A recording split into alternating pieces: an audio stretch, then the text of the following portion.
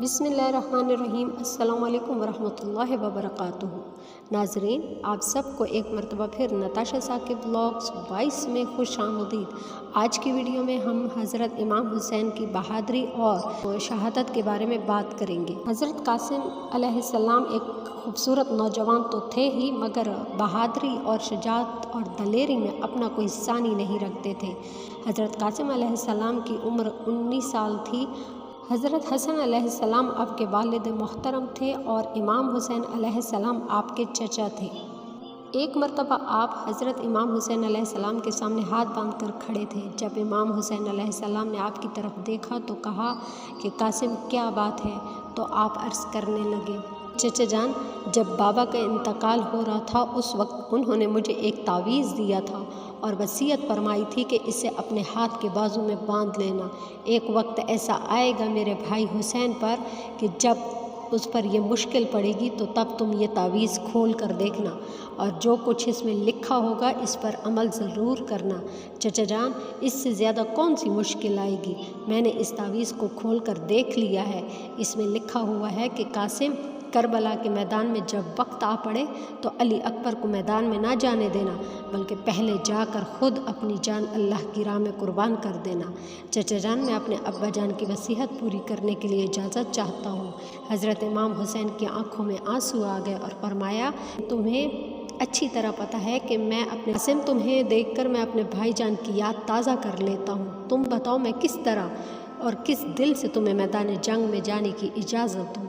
तो कासिम ने अर्ज़ किया, चचा जान, आप इजाज़त नहीं देंगे और हज़रत अली अकबर शहीद हो गए तो कल क़यामत के दिन मैं अपने अब्बा जान के पास क्या मुँह लेकर जाऊँगा? जब हज़रत कासिम ने ज़्यादा इसरार किया तो इमाम हुसैन अलैहिस्सलाम ने उनको मैदान जंग में जाने की इजाज़त दे दी। कासिम अलैहिस्सलाम मैदान जंग में आए तो ऐसा मालूम होता था जैसे चाँद का टुकड़ा हो। हज़रत कासिम के जिस्म पर सिवाय एक पैरहन के और कुछ नहीं था।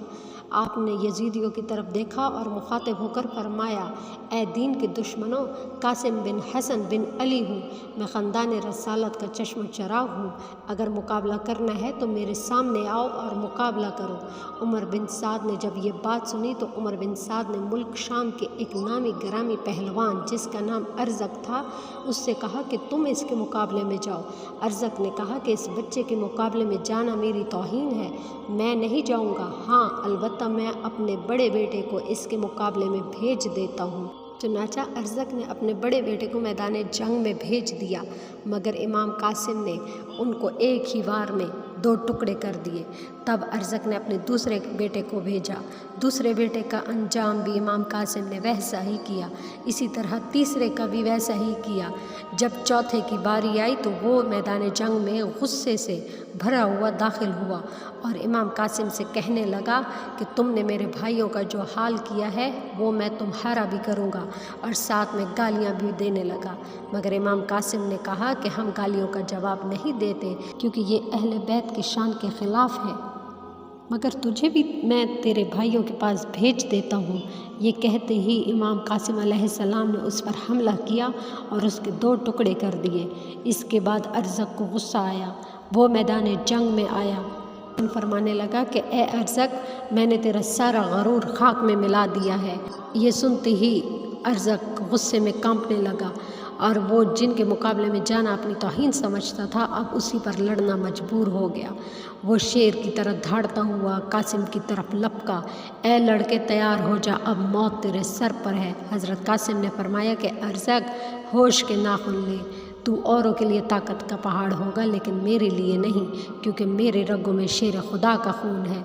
ये सुनते ही अर्ज़क ने हज़रत इमाम कासिम अलैहिस्सलाम पर तीरों की बरसात कर दी। नेज़ों के वार करने लग गया लेकिन वो खाली गए।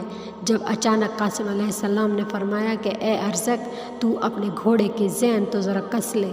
हज़रत कासिम ने जब ये बात कही तो अर्ज़क नीचे झुका अपने घोड़े के ज़ैन कसने के लिए, तो तभी कासिम अलैहिस्सलाम ने तलवार का एक ऐसा वार किया जिससे अर्ज़क के 2 टुकड़े हो गए। कासिम अलैहिस्सलाम घोड़े पर सवार हो کر واپس اپنے خیمے کی طرف آ گئے۔ حضرت امام حسین کی خدمت میں عرض کیا، چچا جان بہت پیاس لگی ہے، اگر پانی کا ایک پیالہ مل جائے تو میں ابھی ان سب کو موت کے گھاٹ اتار سکتا ہوں۔ فرمایا کہ بیٹا قاسم تھوڑی دیر اور صبر کرو، ان قریب تم حضور صلی اللہ علیہ وسلم کے ہاتھ مبارک سے جام کوثر پی کر سیراب ہو جاؤ گے، اس کے بعد پھر کبھی تمہیں پیاس نہیں ستائے گی۔ اس کے بعد دوبارہ حضرت قاسم علیہ السلام میدان جنگ میں آئے اور یزیدیوں کے ساتھ لڑنے لگے، تو تب ہی یزیدیوں میں سے حضرت عمر بن سعد کی آواز آئی کہ اس پر نیزے اور تلواروں کی برسات کر دو، طرف سے گھیر کر قتل کر دو۔ دشمنوں نے آپ کو گھیرے میں لے لیا اور گھمسان کی جنگ شروع ہو گئی۔ آپ کے جسم پر 72 زخم آئے۔